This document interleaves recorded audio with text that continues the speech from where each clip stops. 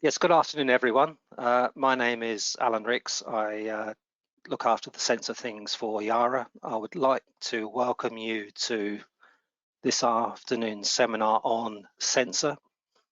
You should never start with an apology, but I will, because I'm of that age, I'm allowed to. Again, unfortunately, we've had to do it online this year, courtesy of the you-know-what. So hopefully next year we will be able to do some proper meetings again and everybody can gather in a room. Moving on, we expect the session to take about 90 minutes, subject to a number of questions. We have 4 speakers for you. Natalie Wood, who's the Yara agronomist, then we have Simon and Chris from PD, and finally Clive, who is going to do some nitrogen use efficiency work he's recently done. Simon and Chris will take us through the operational things within Sensor, and Natalie will give us an overview on some current agronomic thoughts. The one thing I would say is, if you have any questions, please put them in the question box that you can see probably on the right hand side of your screen, and we will respond to those as we go along. Thank you very much. I will now hand over to Natalie. So as Alan mentioned, I'm just going to go through some of the agronomy in terms of looking at, why prices are as they are, brief background of the manufacturing process and why that's causing those price rises, and then how that pricing will affect your nitrogen rates that you might choose to go with. What to consider when it comes to spring for increasing the nitrogen use efficiency, a little bit on organo-mineral fertilizers, and then just a brief comment on green ammonia and CO2.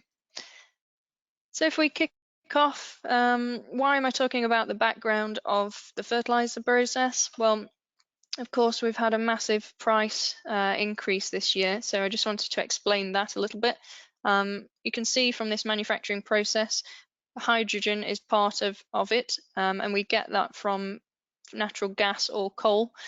Here in the UK and in Europe, then we're relying on that natural gas.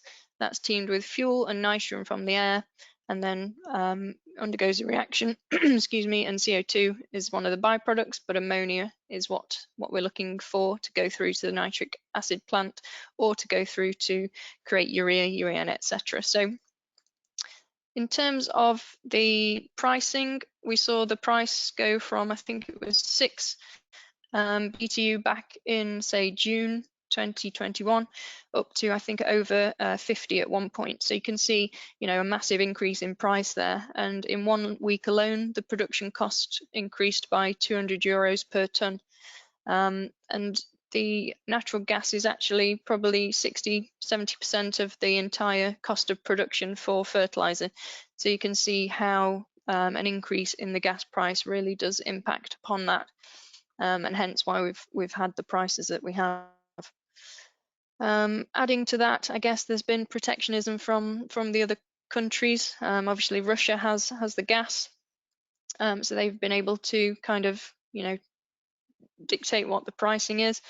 But on top of that as well, there's food security coming into play. So countries like Russia, etc., are keeping their resources in-house so that they got food security for their country. So yeah, there's quite a few things that are playing towards that pricing, as well as supply and demand as per usual. But just a bit of a reasoning behind why prices are as they are, unfortunately.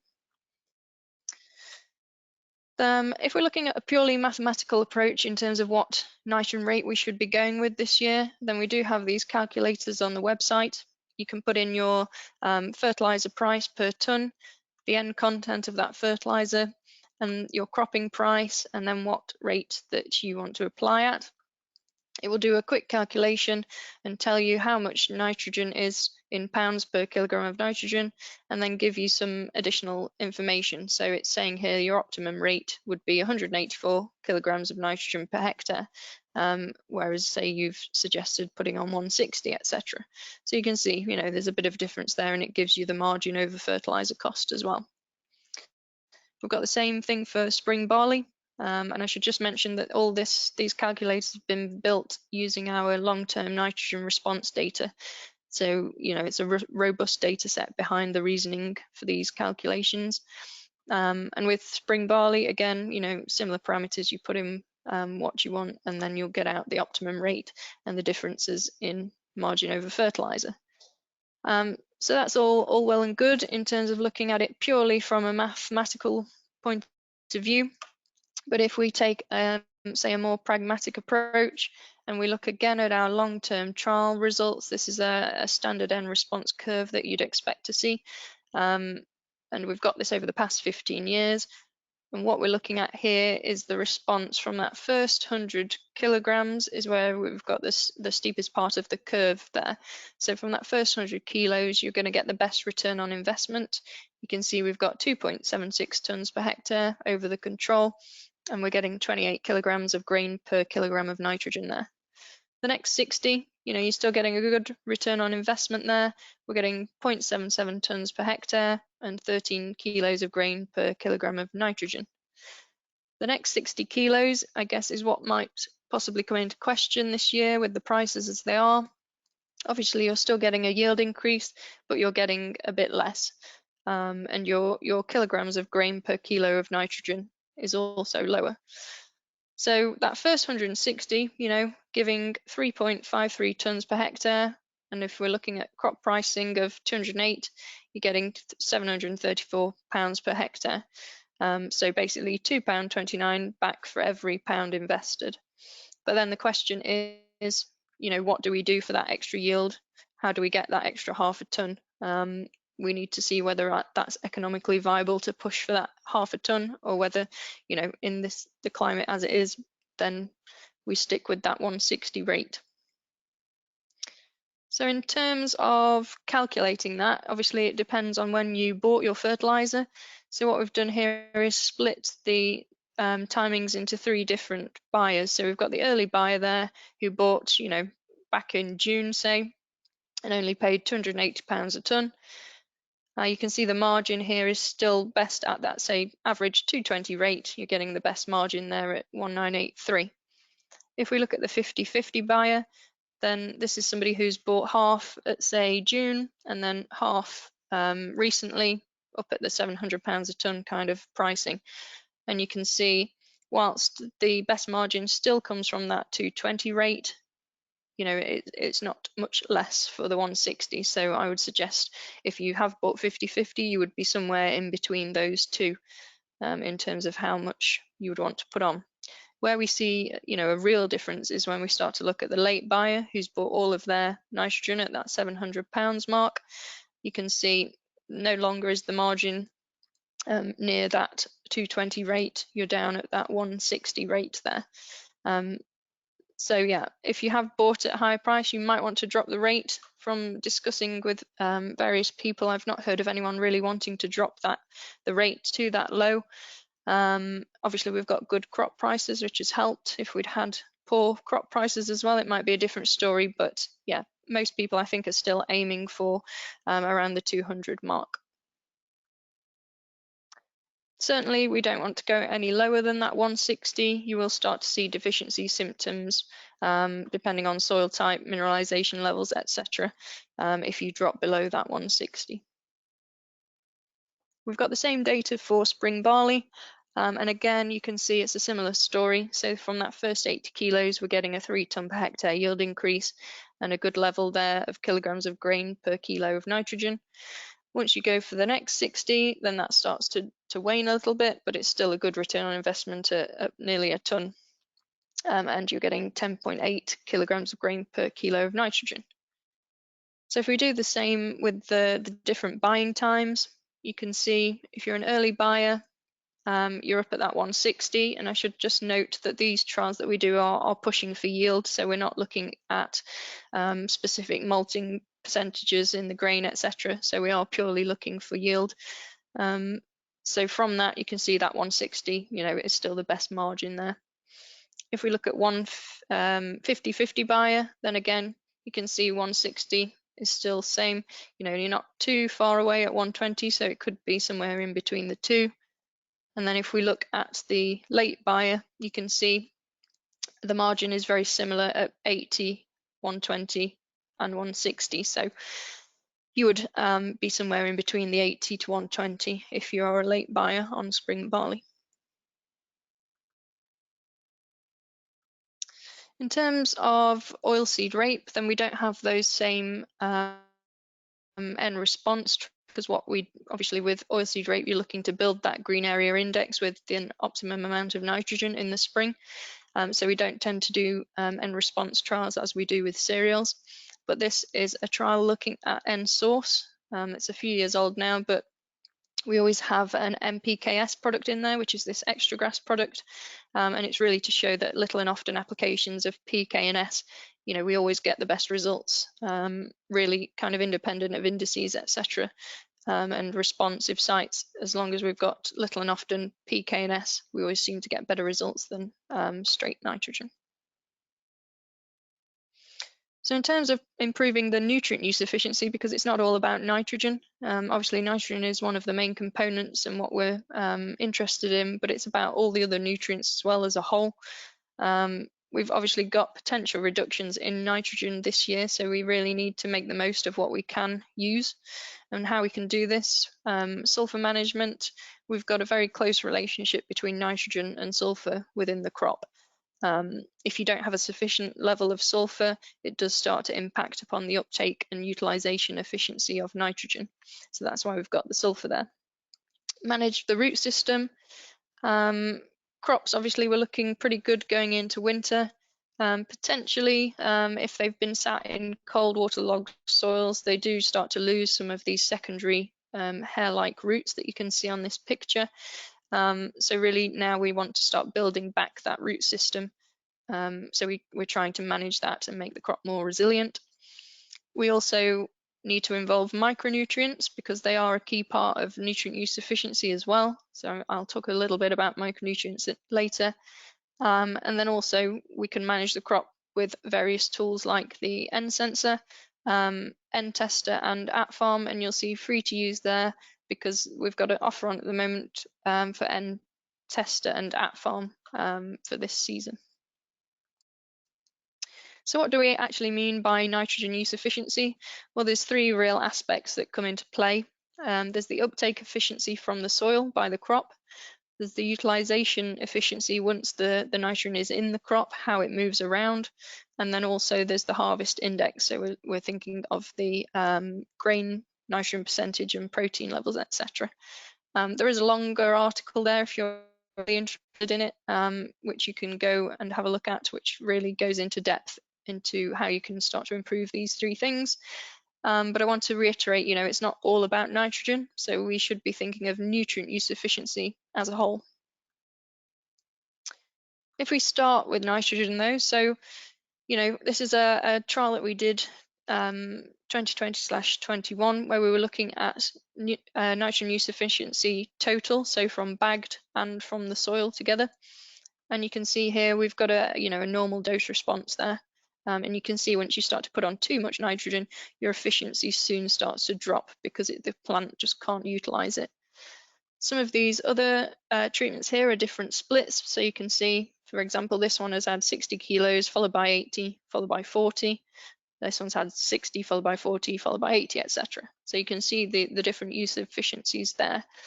I'll just draw your attention to this one in particular, which has got 121% nitrogen use efficiency, and that's because this had 60 kilos, followed by 40, followed by 2 applications of Yara Safe N, which is, as the name suggests, a foliar nitrogen product. It's only putting on 12.4 kilograms of nitrogen, but you can see the nitrogen use efficiency has gone through the roof there. And if we look at the fertilizer use efficiency alone, so just the nitrogen fertilizer, you can see again, high rates have not been very efficient at all. But when we look at this foliar application, you can see we're up at 147%, which you might think, wow, that sounds fantastic. But actually, if you're over 100%, what you're actually doing is eroding what's there in the soil. So any nitrogen reserves and fertility, etc., that's been built into the soil is being eroded. So you can see, that's nearly 50% over 100. So if you kept doing that year on year, you would certainly deplete your soils very quickly and make them unproductive. So whilst that looks good, and it could be the answer for a year where we have potential supply issues, etc., or you're trying to find another way to manage your nitrogen, it's not a long-term strategy that would be able to work year on year. And again, if we look at the margin over fertilizer cost of that same set of trials, you can see it's not the best in terms of margin because of the cost of Safen. You wouldn't ordinarily be using it as the nitrogen source. It's more of a product to apply for that last kind of application. So you can see, you know, it's not come out with the best margin there at all.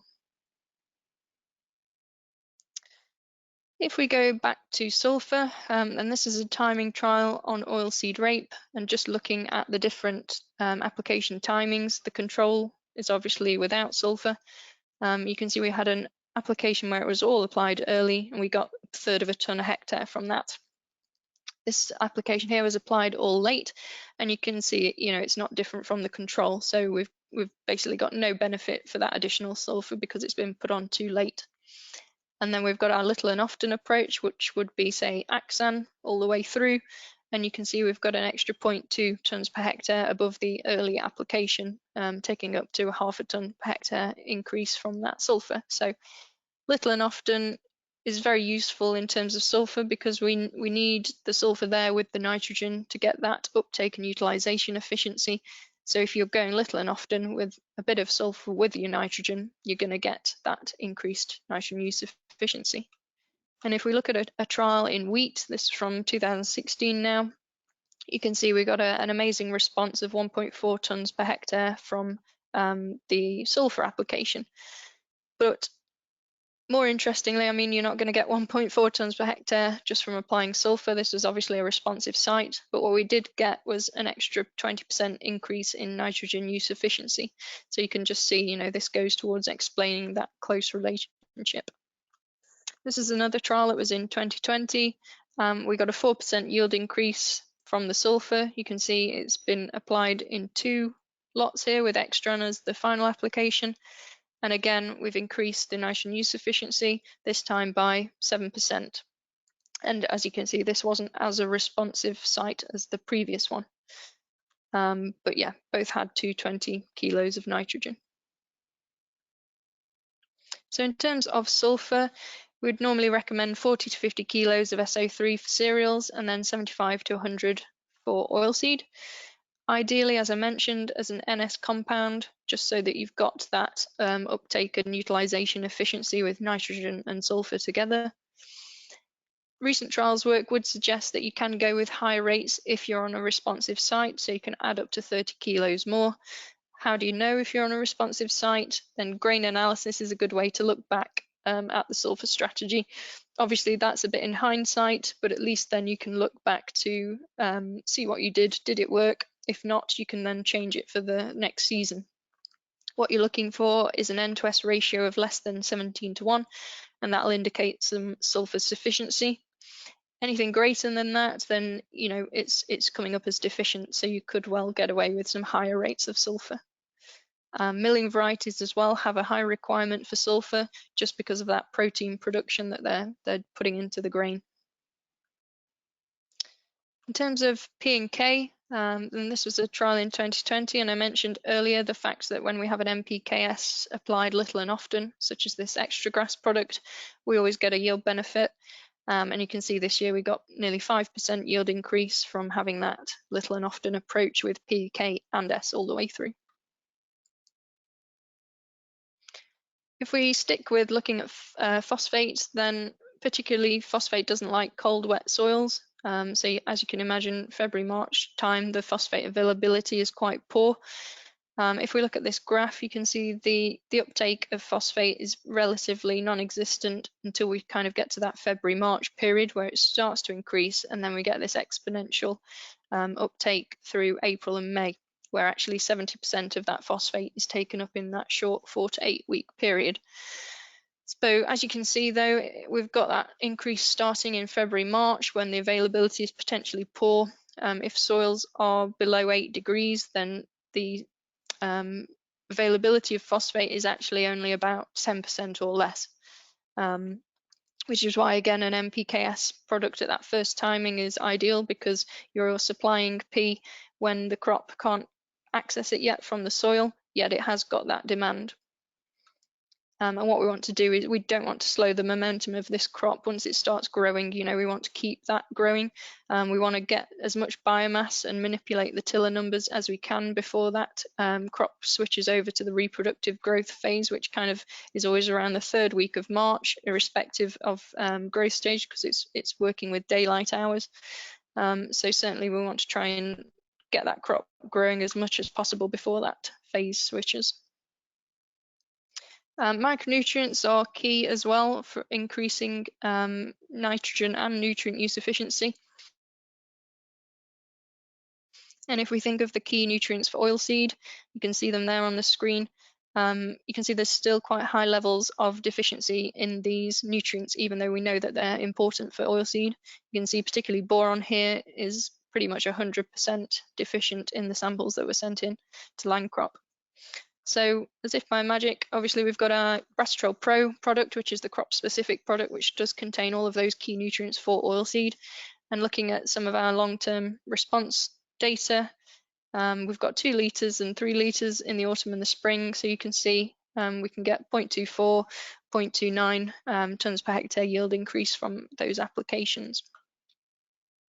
And if we look at the futures prices, you can see that's about 150 to 182 pounds per hectare, so a very good return on investment there.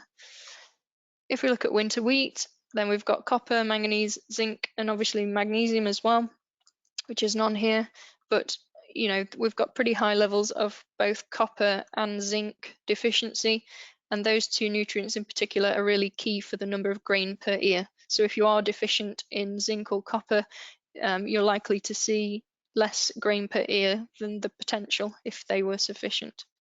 And again, we've got our crop-specific product for cereals, which is Gramitrol. And this was a trial we had last year where we had a phenomenal response, really. 3 litres of Gramitrol in the spring gave us 1.6 tonnes per hectare. And we've got another treatment here, which was Maize Boost in the autumn, which is, as the name suggests, is a maize crop-specific product.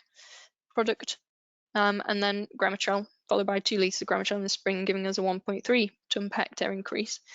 And that 1.6 tonnes gave us that £352. So again, a really good return on investment.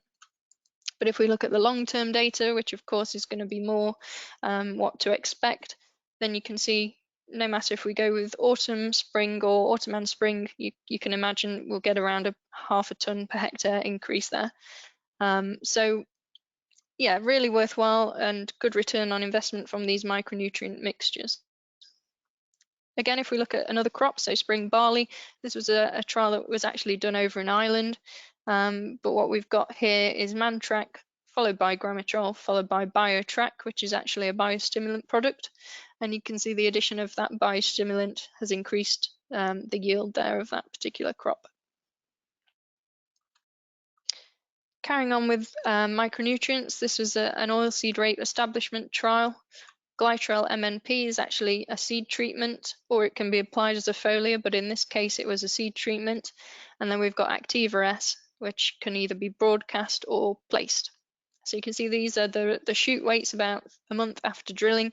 So we've got a good increase there as we go through the different treatments. If we look at the root weights, then that follows a similar pattern. So Glytrol on its own has had an impact, but then broadcast and placed Activa S as well has had a greater impact.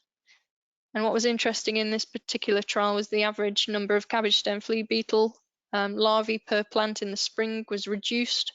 So we had a reduction with Glytrol, but when we had Glytrol plus Activa S placed, we had quite a significant reduction there to 1.3. Of course, these aren't massive pressure levels, but it's interesting, to get that reduction. It is only one trial in 1 year, so I'm not going to suggest that doing this will stop cabbage stem flea beetle, but just some interesting work there that will continue. And we did take that trial through to yield, and you can see we've got a similar response in reverse. So the Glytrol has given us a yield response, the Activa S placed, but the Activa-S Place plus the Glytrel together has given us that 0.6 tonnes per hectare yield increase. And that at those prices again is about £373 for that. This is a trial looking at biostimulants again. So this is looking at maize now with the crop-specific maize boost. And we can see the addition of that third treatment there. The addition of the BioTrack has given us a significant increase over the maize boost alone. BioTrack on its own has actually done quite well. And then Gramitrel and the addition of the BioTrack to the Gramitrel again has increased the yield. So yeah, just a little bit on the biostimulants that we've got available there. I did say I'd touch briefly on the organo-mineral fertilizers. So for those who haven't perhaps heard of them before, as the name suggests, it's an organic material combined with a mineral fertilizer to give you that organo-mineral fertilizer. These are new concept for Yara, and we did import some summer last year. We started some trials, and you can see we've got oilseed rape starter fertilizer. So it's already showing an improvement in root and shoot biomass over Yara Mila. So we had 52S in there, kind of as a comparison. And I should just note that the OMF analysis is a 10-4-4. So obviously we're getting a better use of nitrogen from this lower 10% nitrogen value. And what we've seen really so far is that using an OMF, you're using, say, about 85% of the rate of a normal fertilizer in terms of mineral, but you're getting, a similar yield.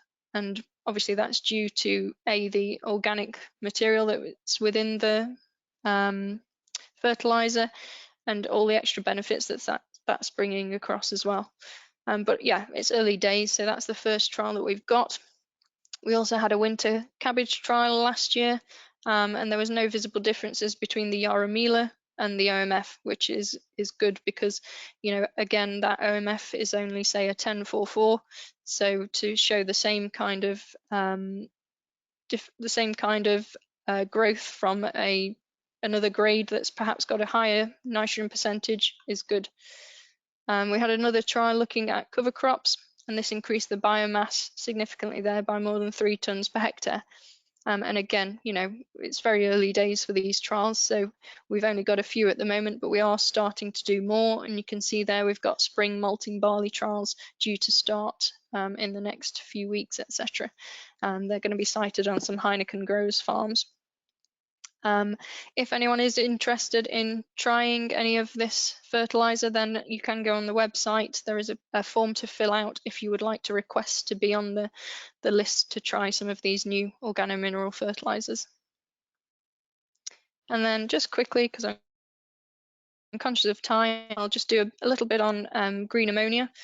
So decades ago, obviously we had lots of greenhouse gas emissions from the production of fertilizer. You can see, this production, which is this orange box, is the majority of the overall CO2. Yara then created its abatement technology, which brought that production phase right down with that N2O catalyst. So you can see how much we've reduced the emissions from that. But obviously we can still do better than that. If we look at carbon footprinting of AN across different regions of the world, you'll see that Europe is the lowest, and that's due to that abatement technology that Yara created. We didn't keep it to ourselves, so the factories that are in Europe all adopted that abatement technology. But you can see as we go to different parts of the world, so the Americas, Russia, Africa, Middle East, etc., and China being the worst there because of the coal usage, you can see how the carbon footprint changes across the regions.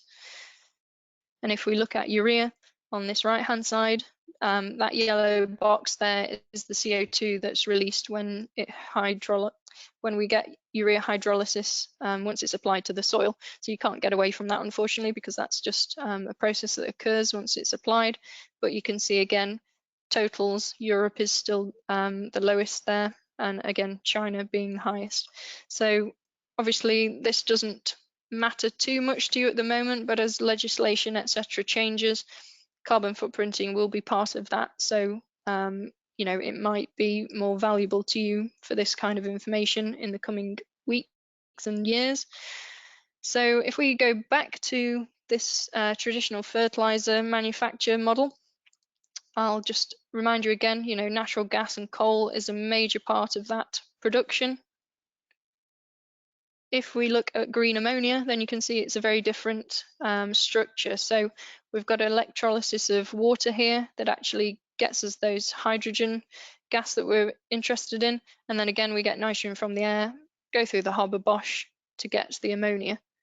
What you'll notice is there's no CO2. So in the previous one, CO2 is a byproduct of this fertilizer manufacturing process. But when it's through hydrolysis of water, there's no CO2 released.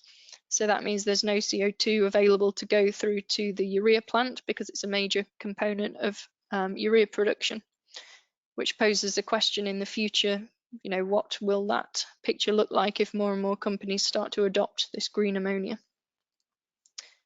So after that, the rest of the production is the same. So we've got the nitric acid plant, etc., that will produce nitrates, but yeah, leaves urea at a bit of a question there. In terms of production, we're hoping by 2028 that we'll have mainstream production of fertilizers or nitrates with this green ammonia badge. And yeah, the carbon footprint will be greatly reduced from these particular products. We have got some in production at the moment, but I think we're hoping to get some by 2024. So, you know, it's not that far away now. We've just turned into 2022. So yeah, interesting times ahead with the OMF and the green ammonia. I'll just mention as well, we have got 2 basis points available. So that is the code. I think we'll show it again at the end, so you don't have to scribble that down too quickly. But I shall hand over now to go through what the rest of his part. Thanks, Natalie. Hopefully you guys can hear me and see my screen. Yes, we can, Simon. Good, that's good. So hi everyone, I'm Simon from Precision Decisions. I'm sure I will have spoken to most of you before at some point in the past. As always, we have a mix of long-term users and users that's totally new to N Sensor on the session, so we try and cover all the operation modes in these sessions and answer as many questions as possible. You should see the questions bar on the right. The agenda will be as follows. So I'm going to go through the operation modes for absolute oilseed rape and absolute winter wheat, or absolute cereals as it's called in the program. And I think it's important to note at this point that these modes are used to apply a set total of N to maximize yield, and they don't take fertilizer cost into account. So for those that have bought fertilizer at a very, very high price, a free run program like these might not be ideal this year, and you might want to concentrate more on the target rate application mode, which Chris will go through a bit later. I'm also going to go through probably the 4 most asked questions during the growing season, which is yield expectation, mineralization potential, dead biomass, and biomass cutoff. So you'll see these crop up when I'm running through the program, but I'm going to focus, explain a little bit more about what those headings mean. Second part of the agenda, Chris is going to do target rate, operation mode, the scanning mode, the base application mode, and the MyFarm mapping platform mode. So basically that is where the N Sensor maps get lodged into, and that's where you can view and use the N Sensor maps. And then Clive is going to finish off by doing sharing with us some of his information on nitrogen use efficiency. For the new users, I thought it'd be interesting for you to see the way that the N Sensor is installed and how it sits relating to the machine rate controller.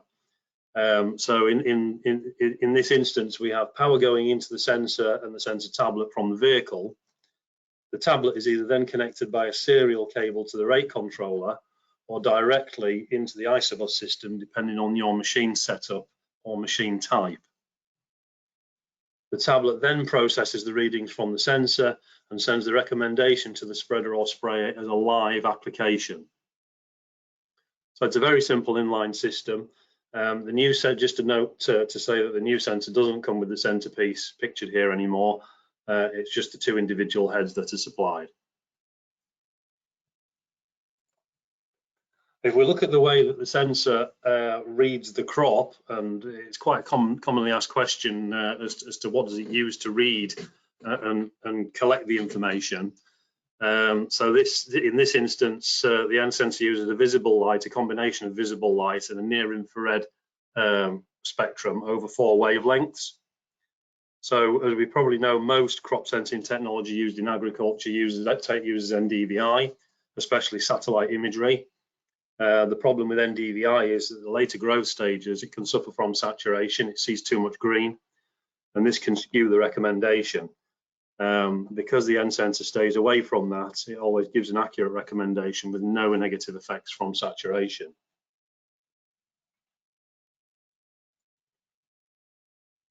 The slide here gives an example of what the N sensor is doing while it's in use, and it's quite a good slide to use because you can see what it's trying to achieve. We know the soil N supply will be sufficient to support the crop until roughly end of Feb, beginning of March, somewhere around there. When the soils start to warm up and the crop gets away, the available supply becomes insufficient. This is when we need to step in and make an application, a correct application of nitrogen.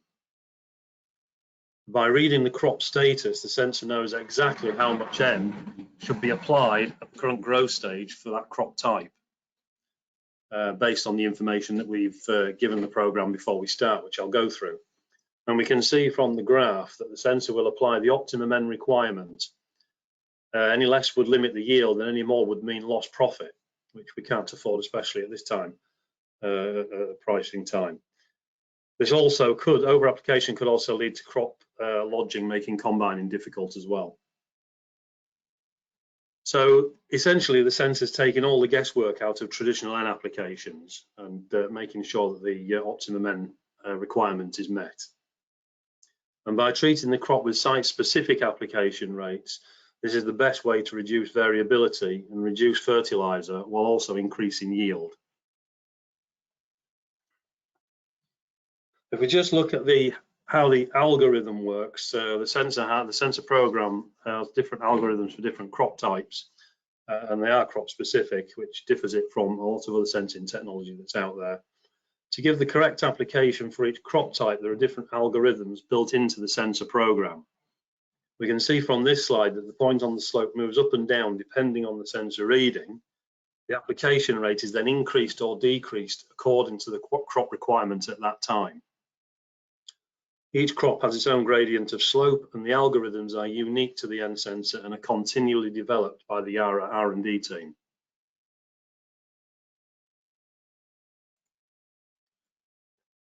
When we turn the sensor on, we're faced with a display exactly like this.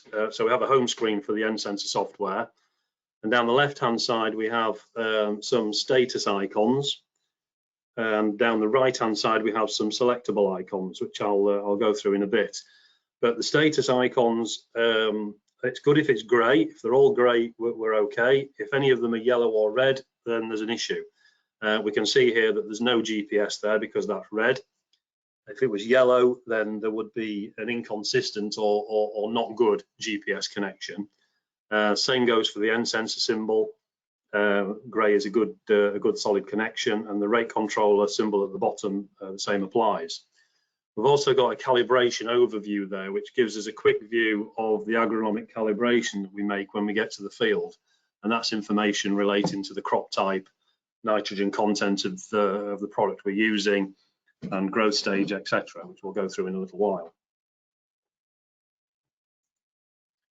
So if we look at the absolute program for oilseed rate, we can see here that we can use the sensor right up to maximum flowering of 5%.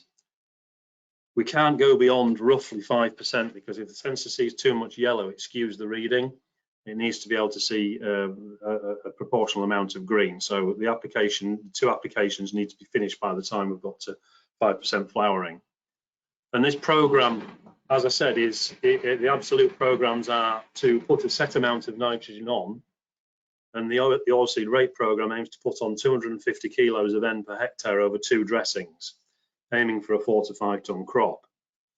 The first sensor dressing aims for a total of 150 kilos of N and presumes there's 60 kilos of N in the crop canopy at that time. The second sensor dressing aims for a total of 250 and assumes there's 140 in the crop canopy. So let's have a look at the N Sensor program as a live view and what you would expect to see and what you need to set up when you get to the field. So our home screen we're familiar with here. What we would need to do is we need to make sure we're in the correct application mode, and the application mode is displayed up at the top here. So if we're not in the application mode that we want to be in, then we need to select a new mode. So from the task selector we go to new, and we have a drop down list where all the various different algorithm programs are in, and we select our chosen program, which in this case is oilseed rape. Click the green bar at the bottom and it takes us back to the task editor. Now all these fields here, as opposed to the top one, these are all editable and they're also optional, but it's most important that you put a field name in. And we recommend this because when the data comes back into the system from the maps that are generated, instead of looking at a list that's just full of pre-populated numbers, you've actually got field names in there so you can recognize that that entry. It's also good practice to put a field size in. And then down here, if you're a contractor, you can enter a customer, you can enter a worker, and you can enter some comments on either conditions or field conditions, crop conditions, whatever. Green bar to go back, green bar to go back again to the main screen.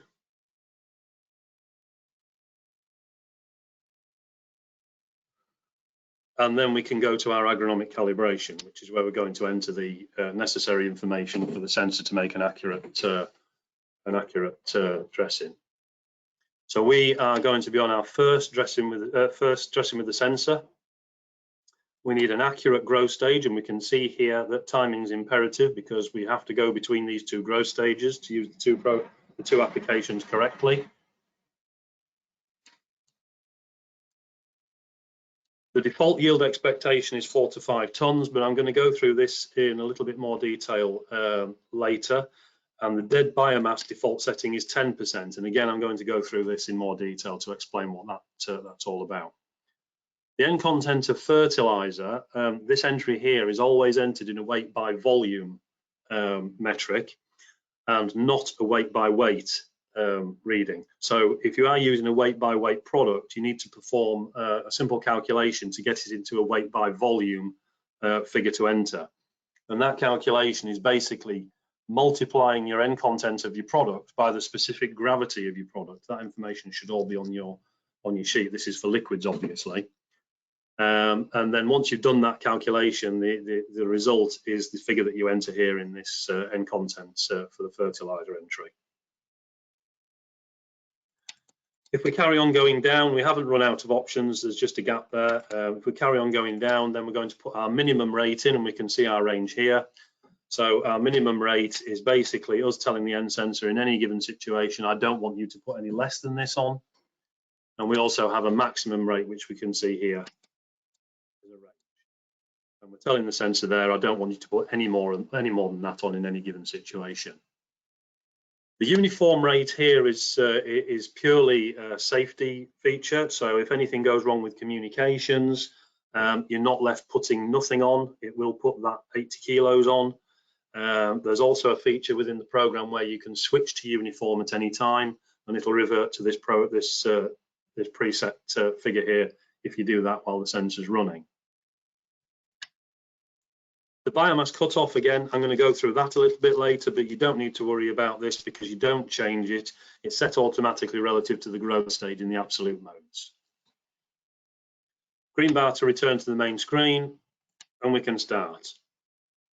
And we can see here where our button is on the right for switch to uniform. So that on selecting that, that selects our 80 kilos. Switch back to sensor.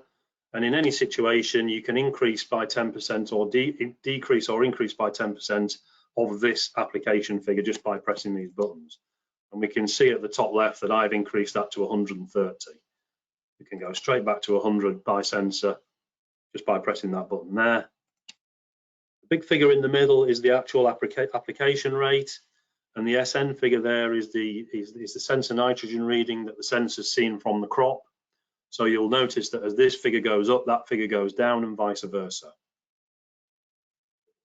When we get to the end of the field, we always need to make sure that we press stop, because whatever you do after that, if you haven't pressed stop, the sensor will carry on mapping. There's nothing to stop you from going to another field and keeping the same agronomic calibration. You just need to check, first of all, you need to do a new task and change the field name and the field size. And you also need to make sure that your growth stage is correct as well. It's not a different growth stage. When we come back and do our second application with the Absolute OSR program, when we get to the field, we select a new task. We give the field name again. We give the field size again. Again, these other bits are optional if we want to. We hit the green bar to go back, green bar to go to the main screen, and we go to our agronomic calibration. And now we are going to select second dressing. We enter our growth stage, which we can see our limits are set up here. Our yield expectation, default 4 to 5 tons. Again, I'll come back to that. And now we can see here that the biomass dead biomass has actually been replaced with mineralization potential. And again, I'll come back to get back to that and explain that a bit more later. Our N content, our lower, our upper, our uniform rate, and again, our biomass cutoff is set automatically. And we can start, much the same as we did before. Same features are here for switching to uniform and increasing or decreasing on the fly. And when we get to the end of the field, we must make sure that we stop.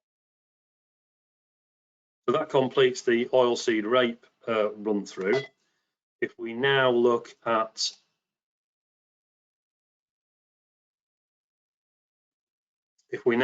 the Absolute N for winter wheat, we can see where we can use the sensor here. Generally, people will go first of all with a fixed rate and then use the sensor on the next 2 or 3 applications. It's important to know that if you want to use a protein dressing, you cannot use that with these programs. You need to use that if you're using target rate mode, which Chris will go through later. The overview of this mode is that it's going to aim to apply roughly 215 kilograms of N per hectare over 3 dressings, looking at a 9-ton plus or minus crop. The first application is done using uniform rate at roughly growth stage 20 to 25 of approximately 90 kilos. It's going to assume there's roughly 30 kilos in the soil available, and that gives us a total of 120.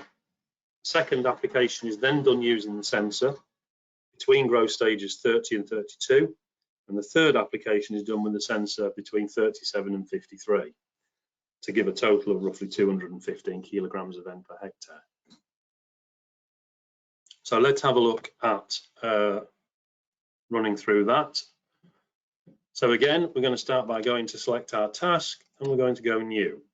We're going to change our operation mode to Absolute N Cereals.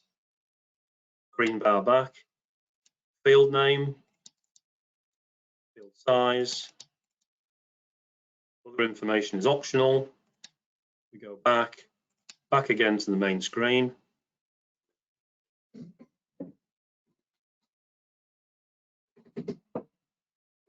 And then we just make sure at the top there that our operation mode is correct. And we've got Absolute N application cereals there. You can see down at the left, we've got task 4 and it's field 34. And we go to our agronomic calibration. The only crop available in this program is winter wheat at the moment. Further crops may be added later on with later software releases. And we're going to go to the second dressing. It's the first dressing with the sensor, but it's essentially the second dressing. Our growth stage here again, we can see our valid range, our timings are imperative. We've got to go between 30 and 32.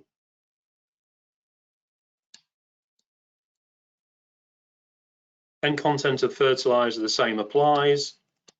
As before, if you're using weight by weight, you need to do your calculation. We set our minimum.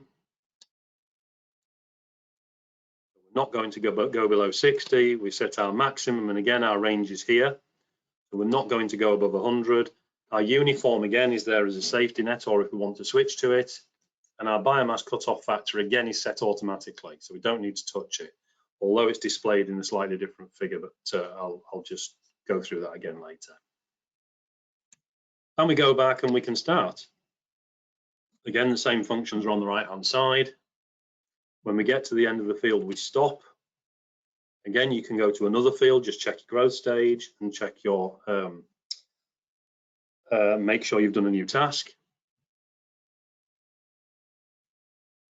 So when we come back, we're going to do a new task for our third application or second application with the sensor.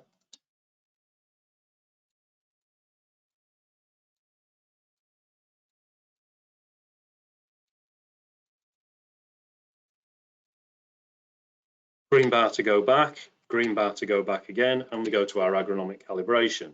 Again, winter wheat is the only selectable crop type, but we're going to select our third dressing because it's our third application this time. Growth stage again, very important. So we just check our ranges and do an accurate growth stage charts for oilseed rape and for cereals are available from us if you need them. And we can see here now that we've got a couple more entries that are filled in, and we've got yield expectation. The default is 10 tons, although I am going to tell you what happens if you change that a little while. Mineralization potential is medium as default. Again, I'll tell you what happens when we alter that. N content we know about, we should be happy with that. Minimum, we should be happy. Maximum, happy. Uniform, as I've explained, and the biomass cutoff again is default 100% and shouldn't be changed. And we can start. Again, when we get to the end of the field, we stop to make sure that we're not carrying on mapping, and we end that task. And that's absolute N applications for cereal. So the two are very, very similar, but slightly different in the agronomic calibration as to some of the entries. So let's just have a look at what these entries mean. So if we adjust the yield expectation in absolute oilseed rape from the default 4 to 5 tons per hectare, if we go down to less than 4 tons, we reduce the application by 20 kilograms of N per hectare.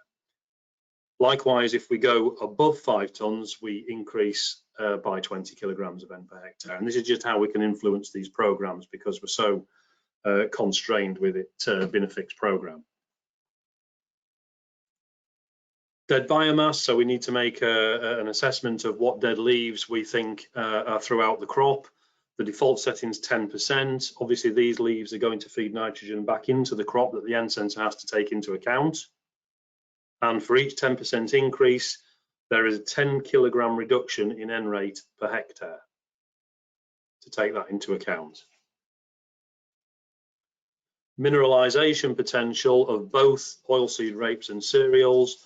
So this is basically a judgment on how fertile your soil is. You might apply organic manures, etc., or anything else to boost the nutrient availability in the soil. If we change away from the medium default setting and we change it to a low mineralization potential, it's going to increase the rate by 20 kilos of N per hectare. Likewise, if we change it from medium to high, it's going to reduce 20 kilos of N per hectare. So it's all about how fertile you think the soil is, but if you're not sure, leave it as a default setting. We had an entry in the yield expectation in winter wheat where we could increase it or decrease it from 10 tons up or down by 1 ton. When we do that, for every increase or decrease, it adjusts the rate by 25 kilos of N per hectare accordingly. So we just need to have that in mind, that that's basically what that does, keeping in mind fertilizer prices. Biomass cutoff generally is basically a function of the program that allows the sensor to reduce the rates to your set minimum rate. So whatever you set your minimum rate to, if we come to an area of bare soil or anything like that's been pigeon damaged, flooded, poor establishment, anything that's not going to respond to a medium or high application rate of nitrogen, there's just no point in putting it on. So this is going to save you in fertilizer costs, and it's also good for the planet because we're not applying N where we don't need to. Just looking at those two values, they differed for the two programs. One is basically a figure relating to the sensor nitrogen value of the reading, and one is a percentage. They're both set automatically, don't worry about it. Going forwards in future software updates, Yara are going to move towards them both being a percentage. This is just an example of biomass cutoff, just to explain to some people that are interested. The question does get asked in target rate. So that biomass cutoff where we had 20, we had 25, 30, whichever you set, and your biomass cutoff is set to 20%, the average average sensor SN value of 60, and the minimum rate will be applied when the average sensor N value drops below 12 or less. So it's just a calculation of the two.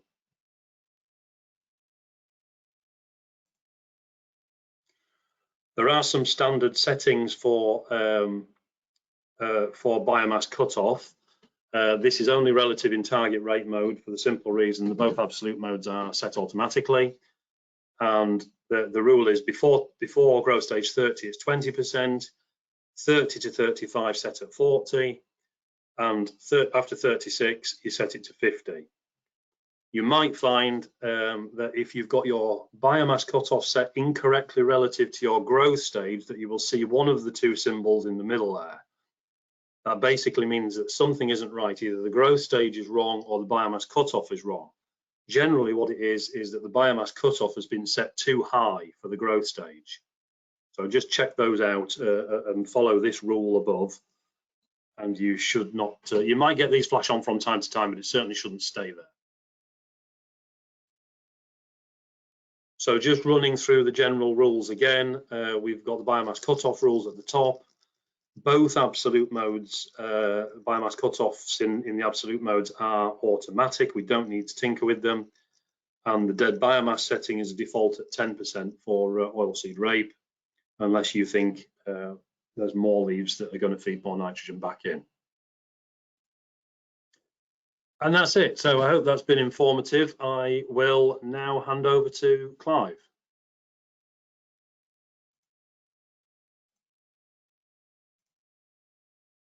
Is it me, Simon, or do you want Chris? It is. No, it's not. Sorry, Chris. I meant. Sorry, I was a bit quick off the mark with that.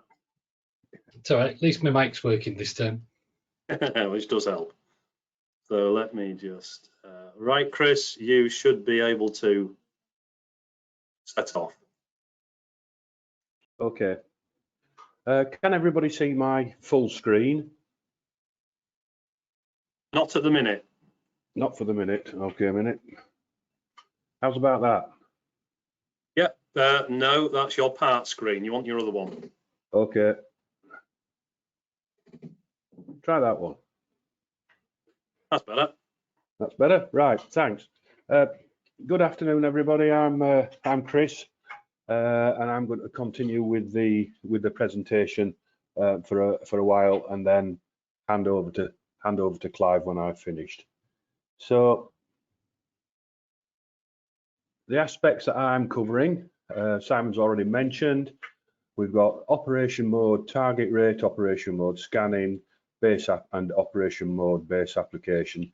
And then we'll cover aspects of my farm and how that integrates with the N sensor in terms of viewing maps and interpreting maps that the sensor's recorded, how those maps get into my farm, and and what further things you can do with those maps in terms of producing variable rate plans and such like.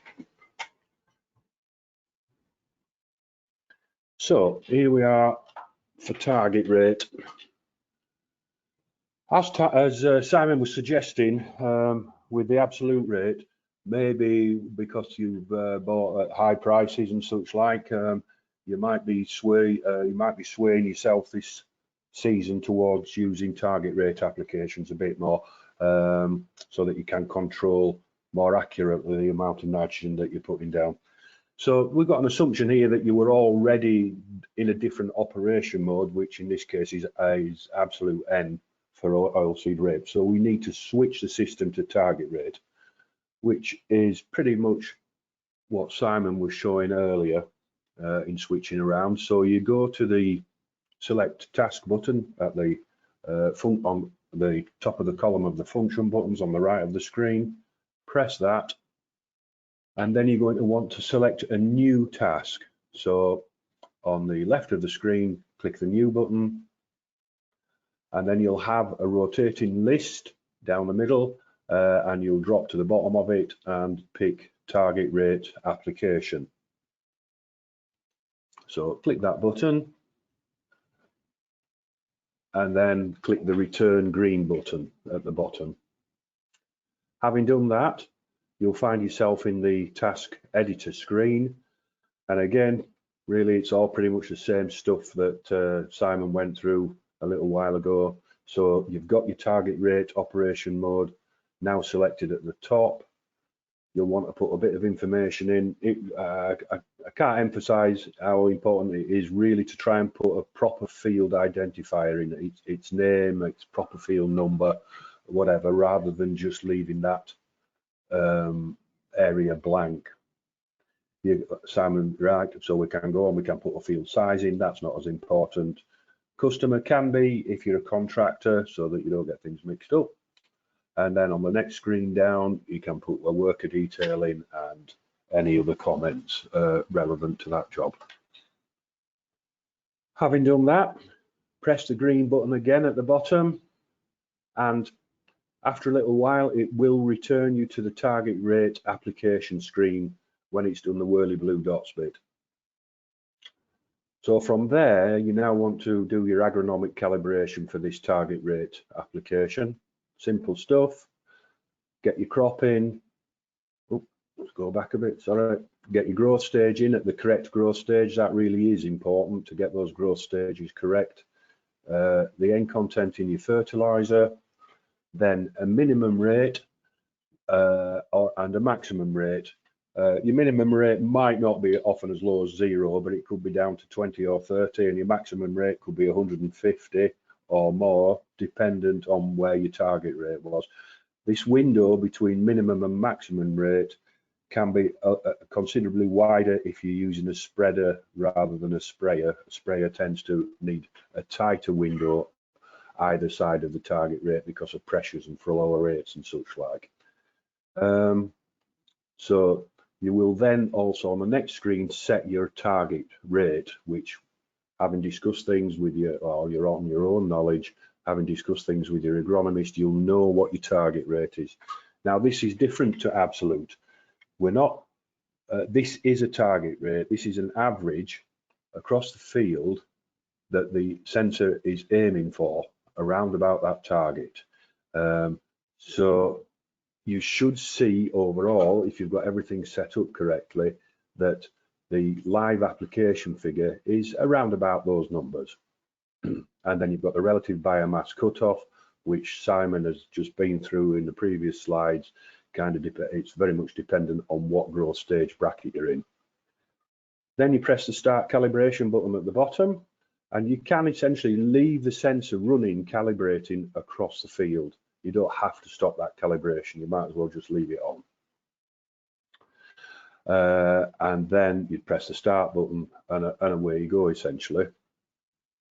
So that's that again, that start calibration, and off you go. Now, towards the end of the season, depending on what you're growing, you may want to run a protein dressing.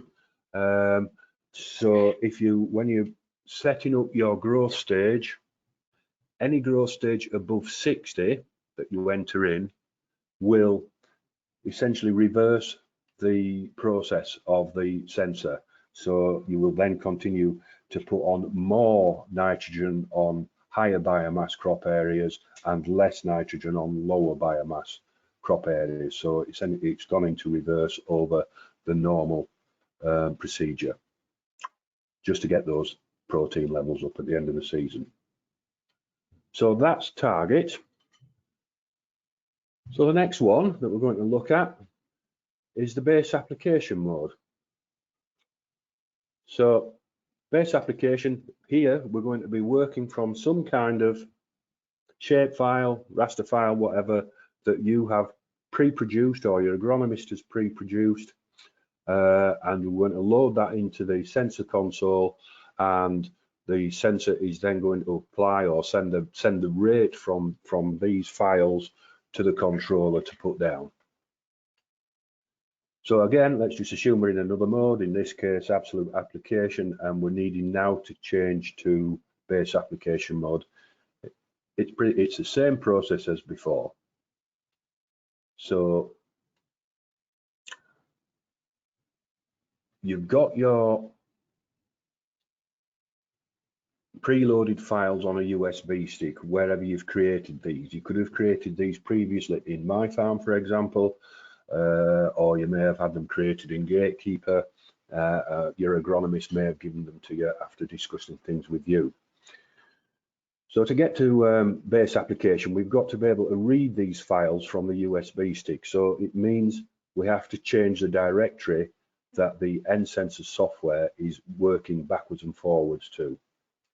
So to do this, we go to the cog button here at the top right of the screen. And then, let's just bring these up. We go to the general settings bar here. I'll make this plain at this stage. What we're going to do is change the working directory. It's by default set to the C drive, and you're looking normally working to a folder which will be /PD /the year, which is 2022 in this case. That's your normal working folder. We need to tell the system to work from those files on the D drive, so it's just a case of changing the directory. So in general settings, we're going to go for the data directory bar here. As you can see, it's presently set for N Sensor 45. It may say N Sensor 2022 or something like that in there. Just take a mental note of that or write it down. Now you're going to change the directory, and we're looking for those shape files, etc., that are sat on that USB stick. So we go to the up arrow, press it, and now you can see at the moment we've got the C drive highlight as the working directory. We just need to change to the D drive, which is a USB stick which is plugged into a USB port on the sensor console. Press that, and you now see that the working directory has changed from C to D. There we go. But when you've finished working from shape files on the D drive, as I've said, and you're going back to normal applications in target mode or whatever it is that you're doing, you've got to remember to return the working directory to the C drive and the directory that's there on the C drive to continue after you've finished doing your base applications. So, having set everything up, we now have to do a select task to tell it that we're going to run, to tell the sensor console and the software that we're now going to be running from a base application. So we're going to select task, go to new on the left hand side of the screen again, and now you've got your drop down list of all your operation modes. You're going to obviously in this case hit base application. There we go, and press the return button.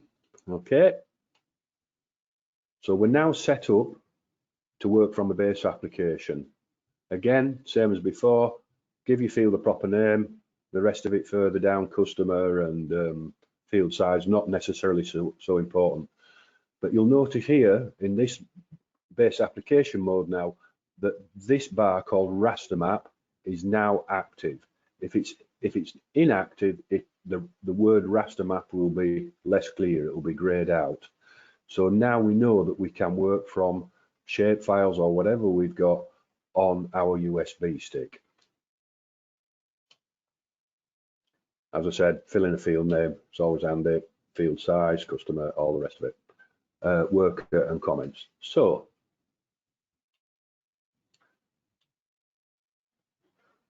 just gone through the raster map thing. So when this is to pick the shape file or whatever it is that you're working from, you need to look in this raster map icon.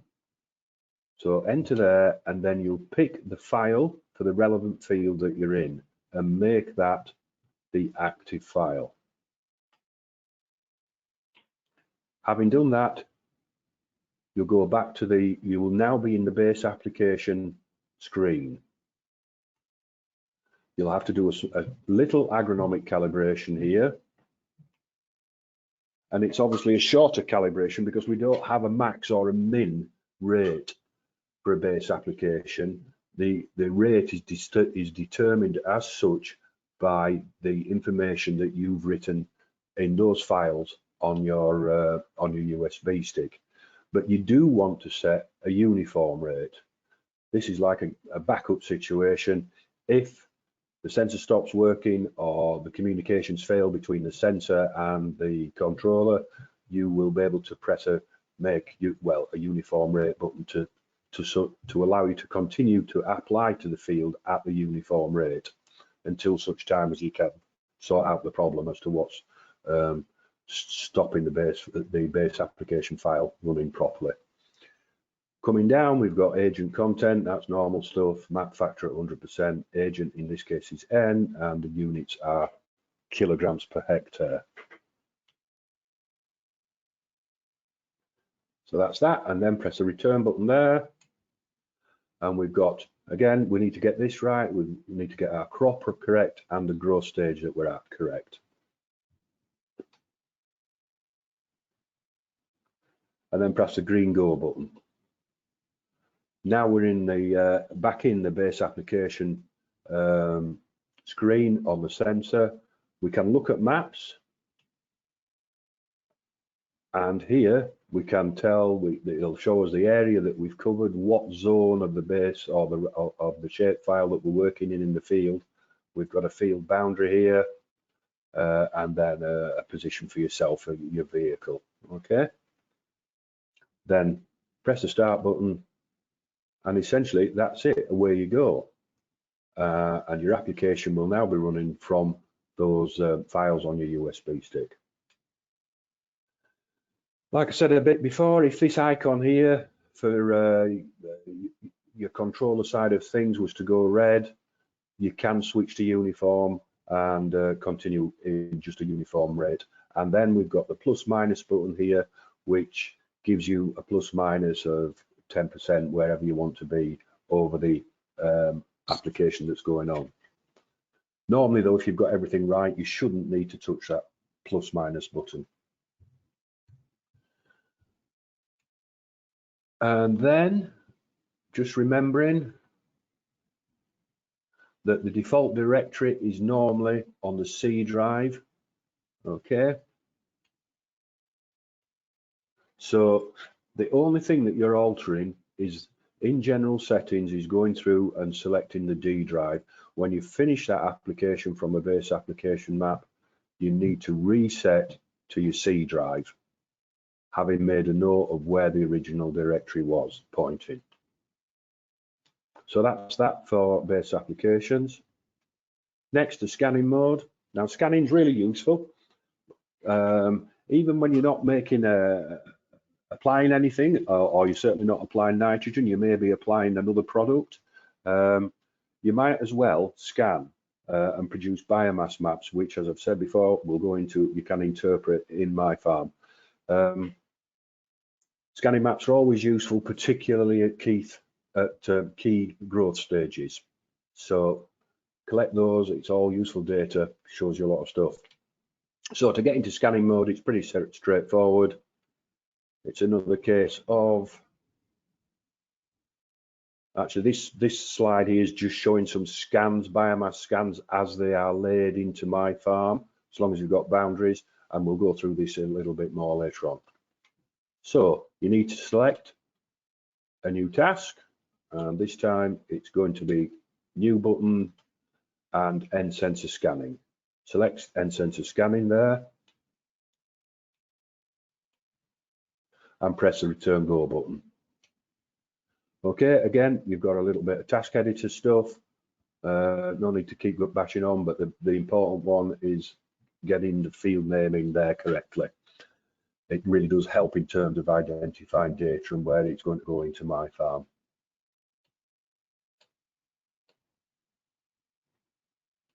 All the rest of it you can fill in if you want to.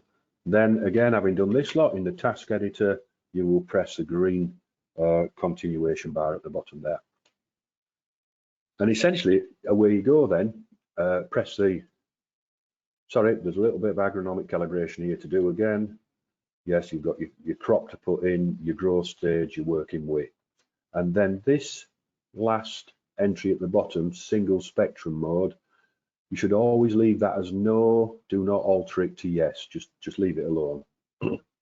And then again, press the green bar at the bottom, and you should be up and running when you press the start button.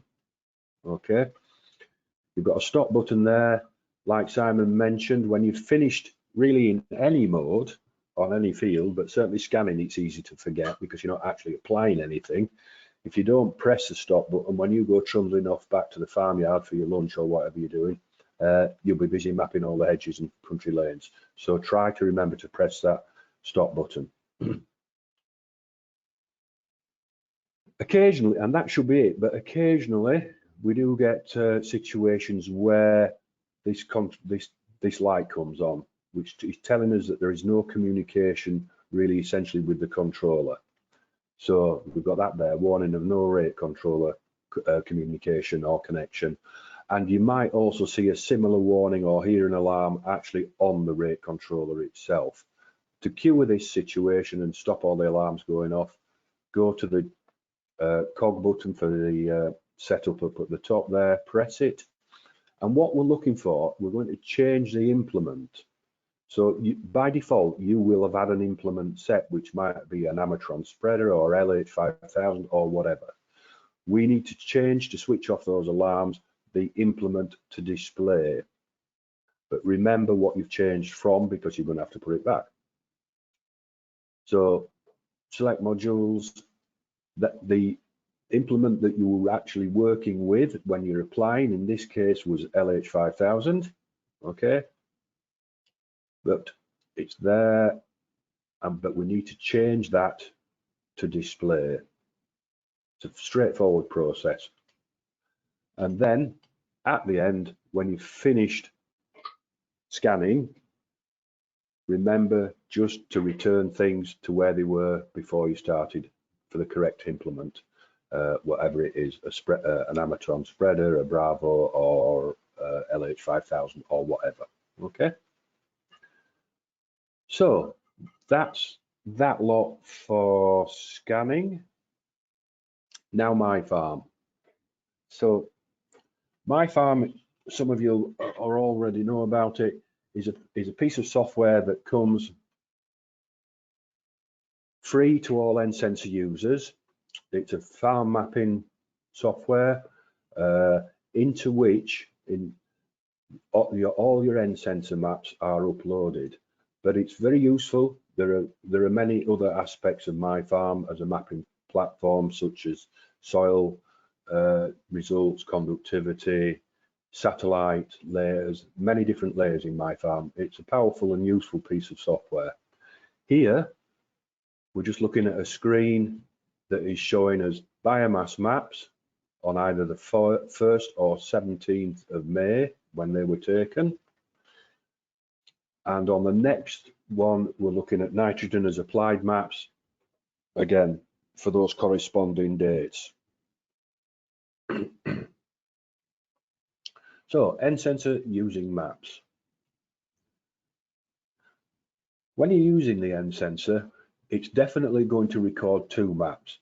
It's going to always record a biomass map, and that's particularly the case when you're scanning. But if you're applying nitrogen, you're going to record both a biomass map and an as applied map. In some cases, you may get a third map, which is an N as recommended, but you can see by just looking at the two here that there should be very little difference between them.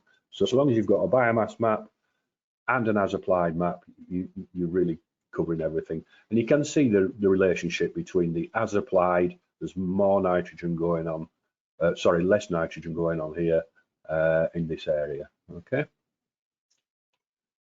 And then this is a layout of the same field over 3 different points throughout the season. We've got the 1st of the 3rd, the 7th of the 5th, and the 25th of the 5th here.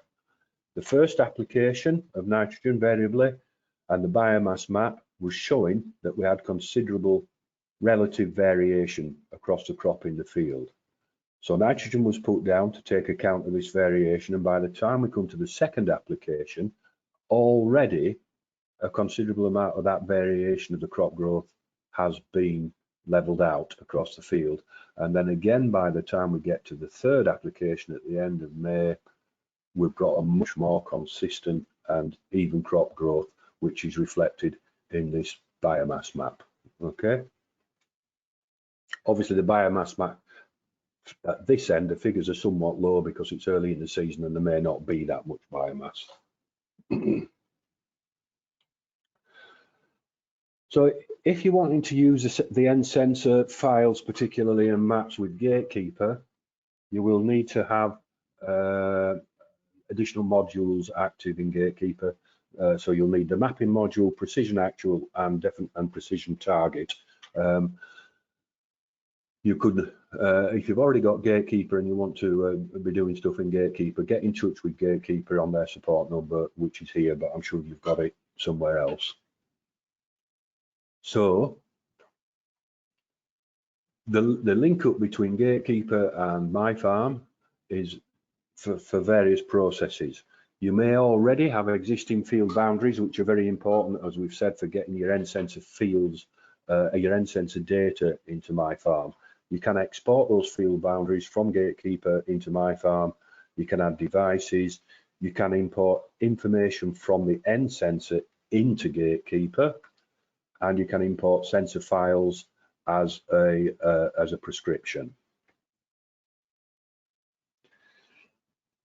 And the N Sensor is not necessarily just about nitrogen. You can get more value from your N Sensor, and particularly by using these maps that the N Sensor produces in My Farm, you're able to produce VR application maps for NPK or various other products.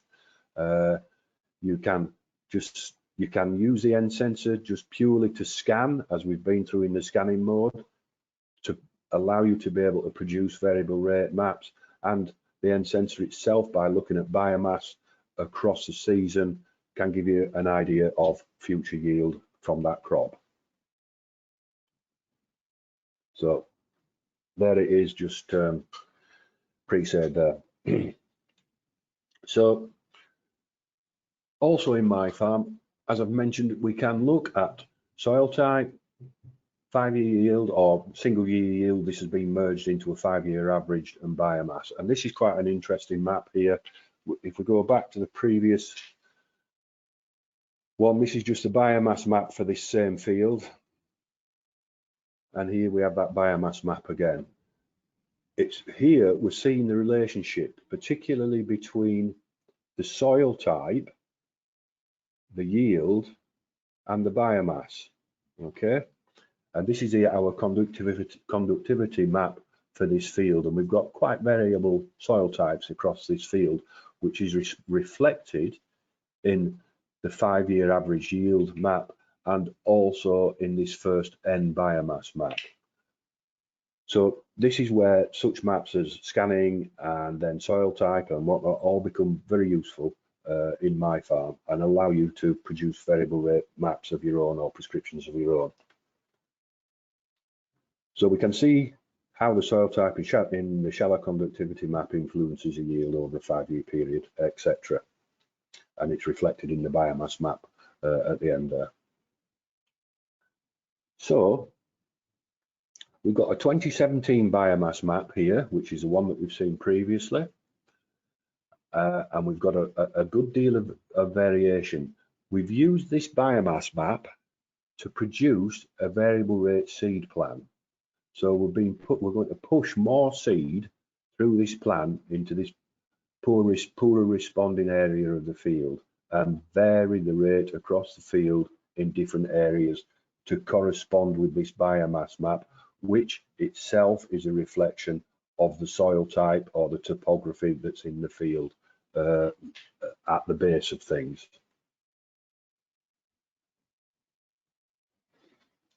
So that's all fairly obvious stuff. So we can produce these maps in my farm.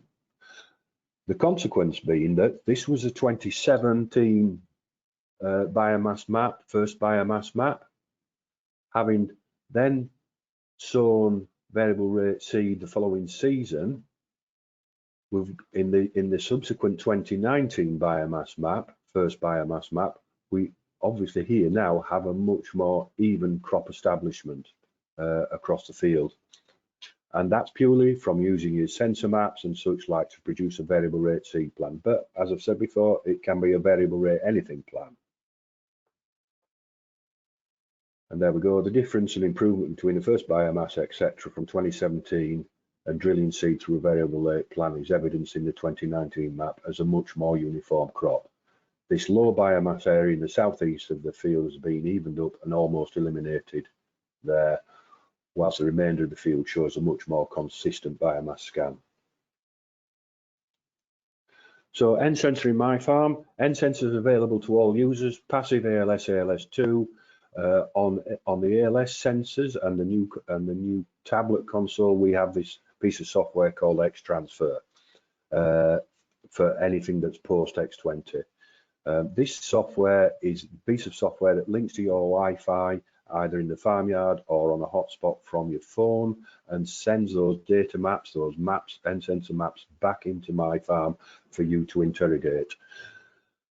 We're improving the sensor data processing capabilities all the time within my farm. Once you've got these maps into my farm, you're able to do map comparisons by layer types. You can, as I've said, produce customizable variable rate output maps, and it's also a very useful virtual diary for your nitrogen applications. So to get into my farm, you'll go to the Precision Decisions website and press the login button. This will bring you to the My Farm front page. Press the login button again up there, and then here is the full login page. As the part of the process of setting you up with My Farm and N Sensor, you will have been given, or you will have an email address that needs to go there and a password that goes there. If you lose your password, it doesn't matter. You can reset your password by clicking the lost password button here. We can no longer give you your password because of GDPR regulations. You'll have to, as a user, reset your own password. So then you're in, and we've got the My Farm logo up here on your home page for you as a customer within My Farm. Press that button and you will then be taken into My Farm. But before you actually get there, as we've said before, we need to have these field boundaries already in My Farm for the N Sensor data particularly to populate.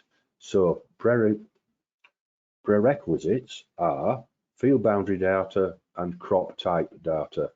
How do we do this? Various ways. You can draw your boundary areas into your fields directly, or you can upload shape files from other platforms such as Gatekeeper. If you've uploaded, they'll just appear. If you have not got existing boundaries, I'm afraid you're going to have to get down and start to draw your fields in. Okay. Draw your fields in, give it a name and give it a crop and maybe a variety. and then you go from there. And once those field boundaries are in, we can now start to see your N sensor data, or you can. Here we've got a nitrogen as applied map, and we've got a blow up here of that key, showing us the nitrogen that was applied, the range of the nitrogen applied around target, and or the mean level here. And then down here, notice we've got a compare button. Now this is useful because you can select that map along with other ones to make comparisons. So here we've got a yield map, an N sensor map from one part of the season, and an N sensor map from earlier in the season.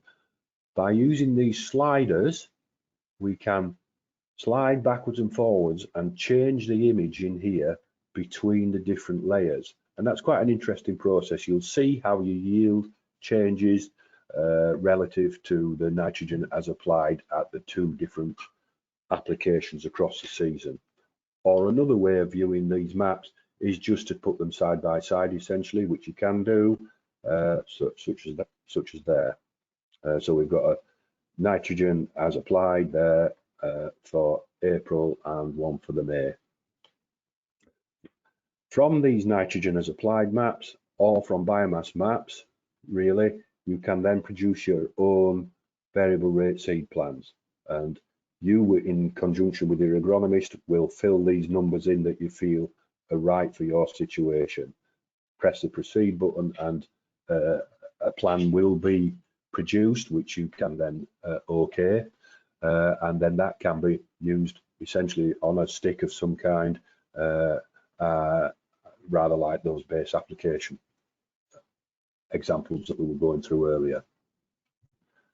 And then finally, you can, in My Farm, produce a variable rate plan of pretty much any kind from satellite information here. But just be wary that what Simon was saying, using satellite information, particularly towards the end of the season, you can be using oversaturated information, which is where an N sensor is considerably better than NDVI. So that is pretty much it from me. And I will now, so thank you everybody for having a listen. I'll pass you over to Clive.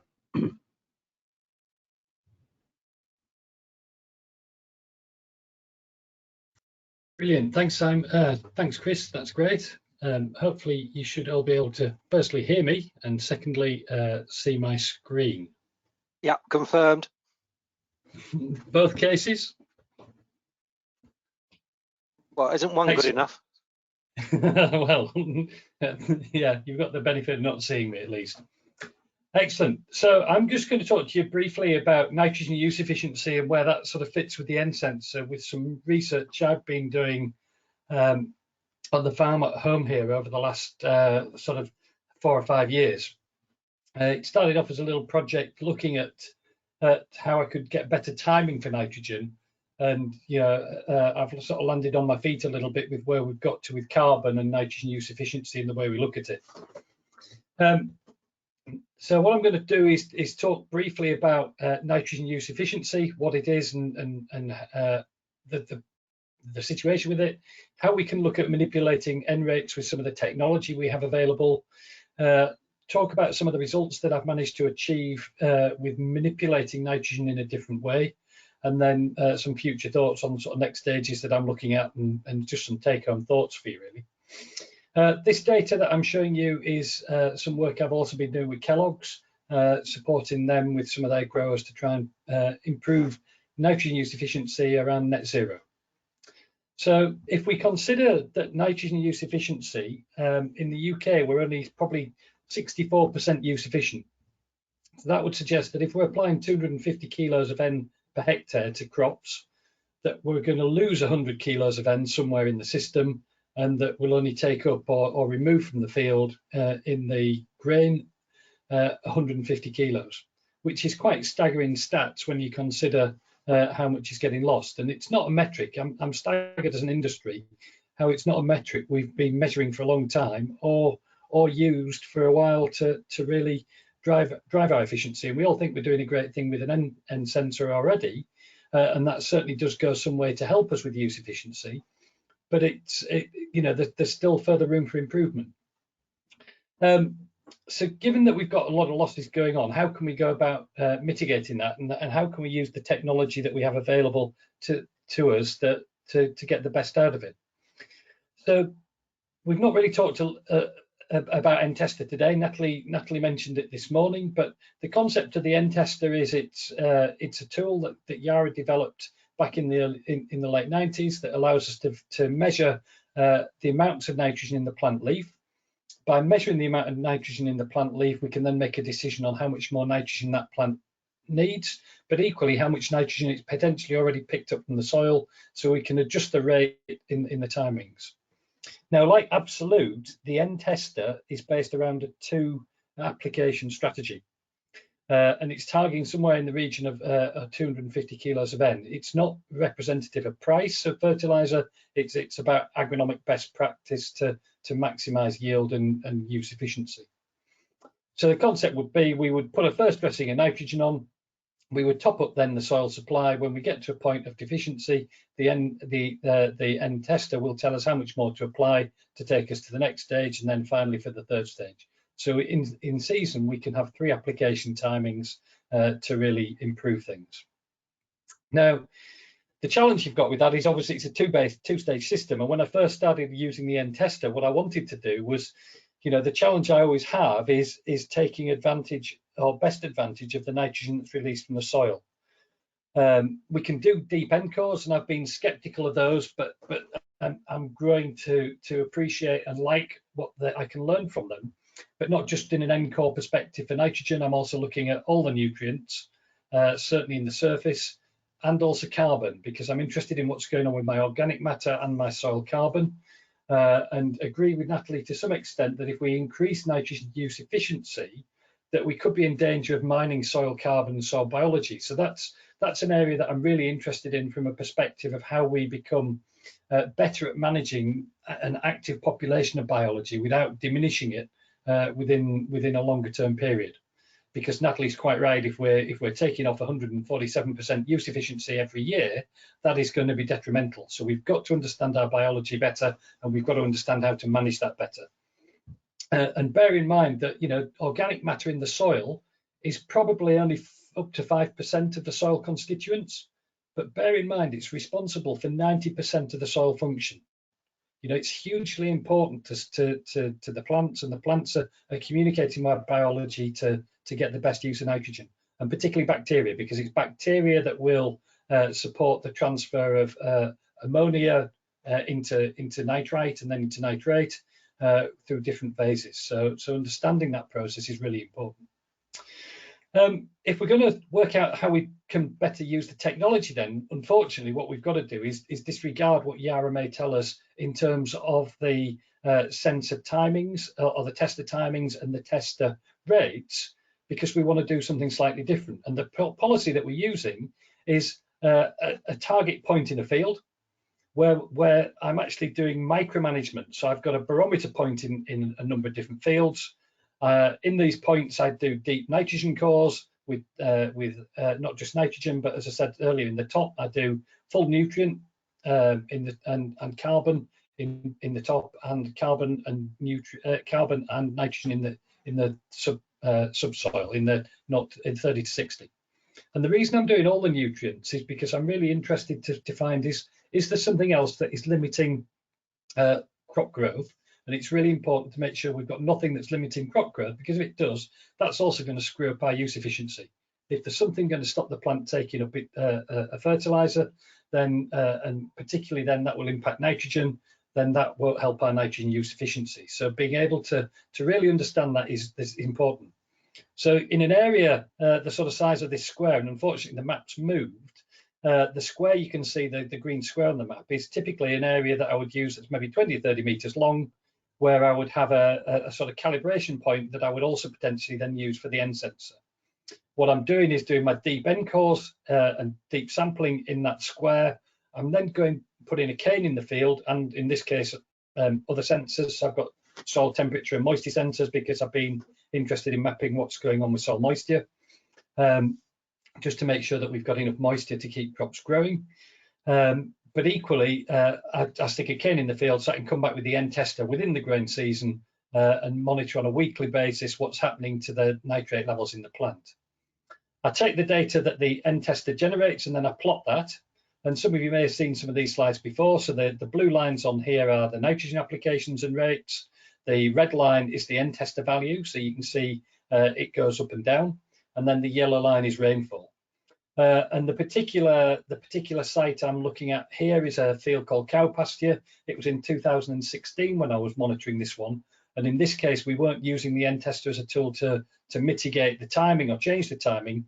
But what we were doing was using it as a tool to apply the fertilizer when farm practice thought it was best. Now, what you can see on here is some massive feast and famine periods. So you can see we make an application of fertilizer, we get then a sort of feast of fertilizer in the plant. And then as time progresses, you can see the nitrogen levels within the plant are dropping to some very, very low levels. We make an application of fertilizer, then you can see the plant starts taking that up again. We make another application and up it goes again. Now, the challenge we've got with this approach is that the sort of critical values for our crops are about 600 with winter wheat.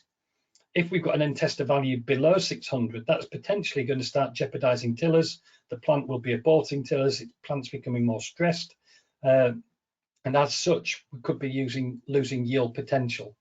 And the challenge we've got then is how do we manage the nitrogen to keep it, to make sure that the plant doesn't get in that stress position. So that's where the timing comes in. We can use the tester to make a timing decision. What we should have done is at this point, been a fortnight earlier with that nitrogen to get it on so we can get it in place. Now, we're often asked in the grain season, well, we've had a really dry season, how on earth do we know if the nitrogen's being taken up that we've applied? This is a tool that can help us. And before I go on to show you those bits, well, I'll just sum up the trial. When I first did the trial with nitrogen, where I was monitoring the nitrogen use efficiency, what we saw was a 7% increase in yield, which really surprised us, that by putting 30 kilos less nitrogen on, so we had a 30 kilo less investment in fertilizer, and you can see at £21 a hectare for 30 kilos, we were paying a lot less for the nitrogen than we are today, that we actually saw then a yield increase of 7% as well. Going on from there, that also has an impact then on our CO2, which is positive when we're starting to think about net zero and carbon sequestration. And what we achieved was that the standard farm practice was about 64% use efficiency, and in the field where I did the trial with the nitrogen, we improved that to 83% use efficiency. We made extra money out of it, and we also then saved on fertilizer costs as well. Going back to what I was saying about using the N tester as a tool to measure when we can see nitrogen uptake, well, what you can actually see then is, again, this was in 2020. So if you think back 2 years ago, we had that really wet back end, crops struggled to emerge if you got them in at all. We then had a very, very dry spring, so it was a double whammy in that particular season. The heavy areas of the field were buggered because it was wet and flooded. The light areas of the field that came out of winter, okay, didn't do particularly well once we got into a drought period. You can see the rainfall pattern on here was particularly low. And even though I'm in a position where I've just said that I don't want to be with my nitrogen, there was nothing I could do about it. You know, on the 19th of April, I'm in a position where we're probably still at only growth stage 31. We're in a position where the plant has available to it all the nitrogen that's still in the soil and 80 kilos of nitrogen that I've already applied. So in this particular case, I'm in a position where the crop's still in a net positive position. It should have access to more nitrogen still than it needs. We were watching the weather forecast to see where rainfall was, but you can see here, even though we're in a positive nitrogen situation, the plant is still stressed because it can't grow because of moisture, and hence why I put moisture probes in. We waited for a moisture window, we put another 100 kilos of N on just before the moisture, and you could see instantly, 3 to 6 days, within 3 days there, you can see that I've got a nitrogen impact on that plant, and it's starting to take nitrogen up as we get a bit of rainfall. And I thought, wow, that's really impressive. We can actually see what's happening in those sort of conditions. Go forward another 12 months to where we were this time last year, and we came out of winter. It was a bit kind of winter, but we had a very dry spring again, but equally a very, very cold autumn. or cold spring as well. The soil temperatures were really low. And what we identified was waiting for the rainfall pattern again, even though, again, we're in this stressed position that we can do bugger all about because the soil conditions and because the lack of rainfall. We actually saw this year that it was taking 22 days for the crop to take up nitrogen. You know, and that really struck me to the importance of soil temperature as being a really important component of our decision-making process, and particularly if we're looking at biological products. There is a move for people to start thinking about using different biological products and certainly applying bacteria to soils. Last season, the evidence I had from growers that were trialing this sort of system in a biological site was that the biological systems weren't working at all until well into May, which was far too late and causing some massive stress to canopies in that season. So it was really fascinating to see this delay because of that. And anecdotally, if you look here at my soil temperature probes, what I've done is I've put a line on the temperature at 10 degrees of soil temperature. You can see if I then overlay the nitrogen levels in plants from, in this case, our field at New Farm 3, you can see where I've got soil temperatures well below 10 degrees in the soil. I've got a negative impact here in terms of nitrogen uptake in the plant. The plant is trying to grow, but won't have enough nitrogen. And every time that the soil temperatures have got below that 10 degrees, it appears anecdotally at least that I'm having a depression in nitrogen uptake, even later on into June, where it started getting down there a bit. And that's not just on that one particular field. Here's another field with exactly the same sort of system and results. So you can see the potential that you've got of another metric in here, and we really, 10 degrees seemed to be the sort of sweet spot where I was seeing this within the N tester readings. So it was another use that I learned this season from the N tester, and thought another use that or challenge that I had then in terms of getting my timing more accurate. If we take that forward, then we can then take the data and we can start looking at data and then measure in different ways what the data that we've collected to make better informed decisions. And this is a dashboard I've been working with a company called Ag Analyst, who have been helping me combine different data streams together to then calculate a dashboard that will create nitrogen use efficiency evaluations for us. So in the left here, we've got our field yields. We've got an ability to allow for grain moisture. If we're at 15% harvest moisture, we're then achieving a 65% use efficiency here with the nitrogen. And this is the field that Chris was just showing you, where in that season we'd actually varied the seed rates. You can see the impact the varied seed rates had here on the yield map. But what's interesting is that we can then combine different data sources together. So I've got my soil texture versus my yield, and you can see there are some interesting sort of trends in heavy land, a bit of trend here in the light land, where I can see weird things going on with the data in terms of application. The metrics that the bottom left are showing me then is how many kilos of N I've applied. So I've applied 250 kilos of nitrogen. We've removed 267 kilos of nitrogen, and that's where the 65% came from. Take that forward 2 years, so 2021, so this harvest, you can see the heavy land down here, we actually drained the previous season. And because of the wet weather, the drains weren't running properly, working properly, it was still bedding in. We did have some loss in this area because of the moisture that we had there. Using the nitrogen approach of using the N tester to determine when to apply the N, you can see we've got this U-shaped response function between yield and conductivity. And what it's showing me here is I've got low yield in areas where I've got high conductivity. I've got lower yield here in areas where I've got lighter conductivity. And what the tool allows me to do is start then thinking about, well, how can I understand the data better I'm getting from the N sensor? How can I fine tune those N sensor readings so I get better nitrogen use efficiency? In comparison to the 2 seasons, then we've gone from 64% use efficiency up to 85%. So we've had a positive impact here. You can see that saved us 55 kilos of nitrogen between the 2 seasons. So it's first wheat in the same position in both years. We've reduced our CO2. We've had a 20% improvement in CO2 emissions and saved at least £600 in terms of expenditure per hectare between the 2 sites. So it's really quite interesting. Then when you start looking then at the data that these sort of calculators then allow you to use, we can start drilling down and filtering it. So I can look at the areas where I've applied to higher rates of nitrogen. So these are the areas where potentially the N sensor's put more nitrogen on than I've removed. So this yellow area here shows my light land. The red area here shows me the heavier land. And what I can see when I drill through each of the individual applications is that certainly on the second application, where we had a stressed crop coming out of autumn because it had been wet and it had been sat in water, and where I'd got a stressed crop because it was very dry and it was having drought issues, I haven't been hard enough with the N sensor with the biomass cutoff.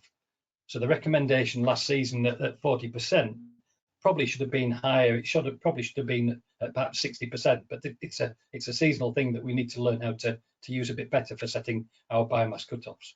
And I could have probably improved the use efficiency. You can see here that the over application I've made in these areas has had an impact on the average use efficiency in those areas. I've only achieved a 75% use efficiency, which is still better than farm practice, even though I've got a managed approach.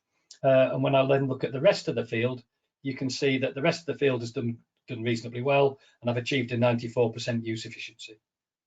So this is just a different way in which we've been building a tool to try and help us understand the data we're getting from different sources in different ways. It's really allowing us and some of the Kellogg's growers to try and tailor and make better use of the nitrogen, and certainly the N sensor longer term. And it's certainly something that I think is a metric that we should be using as a constant on farm, is to calculate our use efficiency. It's really important if we're going to achieve net zero to get there. Going forward, then further developments I've got coming up this season, we'll be looking at soil nitrate testers. So we're going to put these in the ground and we'll have nitrate readings throughout the season. And we're also going to look at some crop modelling work so we can better forecast when we need to go into the field with the N tester. Because not everyone's as anal as I am and going twice a week. So every 3 days I'm going to the field to take these readings. I appreciate that there's a lot of effort needed to do that. And when we're busy, we don't like doing it, or if it's wet, we don't like doing it. So if we can look at some crop modelling, we can then measure when that uptake needs to be. We can forecast potentially where we're going to run out of fertiliser and make sure we're testing well in advance of that, but just around the periods we need to, and then perhaps not surveying where we don't need to. The sort of conclusions I've got for you that obviously climate change and nitrogen prices are really starting to focus us with nitrogen use efficiency. We need to measure it if we're going to improve it, and you can't do that without data. Yara have got some fantastic tools that allow us to do that. So we've got an ability to use the data and the tools that we've got available. And certainly don't forget about the soil biology. It likes the warmer conditions, and that will have a big uptake on when plants are using the nitrogen we apply. If we're wanting our plants to work harder, we've got to work with the biology as well. So don't underestimate that. At that point, I'm going to hand over back to Alan. If any of you want my details or want to ask any questions about that, then you'll find my email and my phone number here. And Alan, I'll pass back to you to wrap up. Thank you, Clive. It's really on to me just to wrap the meeting up. So I'd initially like to thank everybody for attending, also for the speakers for very good presentations. On the screen is the basis number again, so if you wish to take a note of that, please do. We'll leave it up there for a minute or so, so if you've got time to write it down. If you have any further questions or supplementary thoughts, by all means, of course, contact myself, Natalie, or any of the team at PD, and I'm sure they will be delighted to have the conversation. Of course, equally, there could always be a discussion in the WhatsApp group, which is always quite good fun at times. So really to wrap up, hopefully next season we can have some physical meetings again, which will be great. And it's just up to me to say I wish everybody a thoroughly good season and spring, and hopefully see everybody next year. And on that point, I formally close the meeting. Thank you, everyone.